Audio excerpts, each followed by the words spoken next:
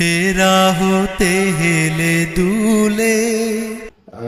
এই গানটা তো আমরা প্রায় সবাই ছোটবেলা থেকে অনেকবার শুনেছি। তো চলেন আজকে এই গানটা একটু ব্যাখ্যা করে দেখি। কাজী নজরুল ইসলাম এই গানটা রচনা করেছিলেন রাসূল সাল্লাল্লাহু আলাইহি ওয়াসাল্লামের নবুয়ত প্রাপ্তির ঘটনাকে কেন্দ্র করে। তো এখানে তিনি বলছেন রাসূল আসছেন এবং আসার ফলে কি হচ্ছে, সারা দুনিয়ার হেরেমের পর্দা খুলে খুলে যায়। সেখানে হেরেম শব্দটা আমি কেন ব্যবহার করলে, হেরেম শব্দের কয়েকটা অর্থ হয়। একটা তো হচ্ছে যে হেরেম, যেটা আগেকার রাজা বাদশাদের সময় তাদের স্ত্রী, উপপত্নী, দাসী তাদের যে থাকার স্থান সেটাকে হেরেম বলা হতো। এখন এই হেরেমটা কেন উনি ব্যবহার করলেন? এই হেরেম কিন্তু খুব গোপন একটা স্থান ছিল। ওইখানে শুধুমাত্র রাজা বাদশাহ বা ওই পর্যায়ে যারা তাদেরই অ্যাক্সেস ছিল, আম জনতা কখনো হেরেম চোখেও দেখতো না। সে খুব গোপন একটা জায়গা। আবার অনেক ক্ষেত্রে আপনি এটাও বলতে পারেন যে একটা পাপের জায়গাও।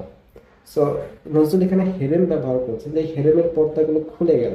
অর্থাৎ এই যে যেই লুকায়িত স্থানগুলো আছে কিংবা পাপের যে স্থান আছে সব উন্মুক্ত হয়ে গেল, সেখানে জ্ঞানের আলো প্রবেশ করছে। যেই বদ্ধতা ছিল সেইটা, কিংবা আমাদের মনের মধ্যে যে কলুষিত জায়গাগুলো আছে সব কি হলো, খুলে গেল। অর্থাৎ রাসূলের জ্ঞানের যে আলোটা সেটা সারা পৃথিবীতে ছড়িয়ে পড়ছে। তারপর দেখেন তিনি বলছেন সে যে আমার কামলিওয়ালা কামলিওয়ালা।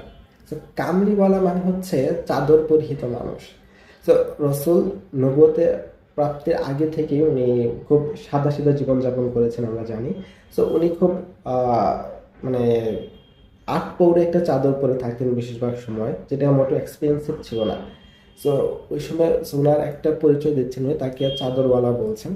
তো এইখানে খেয়াল করেন যে রাসূল কিন্তু তখন নবুয়ত প্রাপ্ত হয়েছেন, অর্থাৎ তিনি অনেক উঁচু পর্যায়ে চলে গেছেন, একজন নবী হয়েছেন।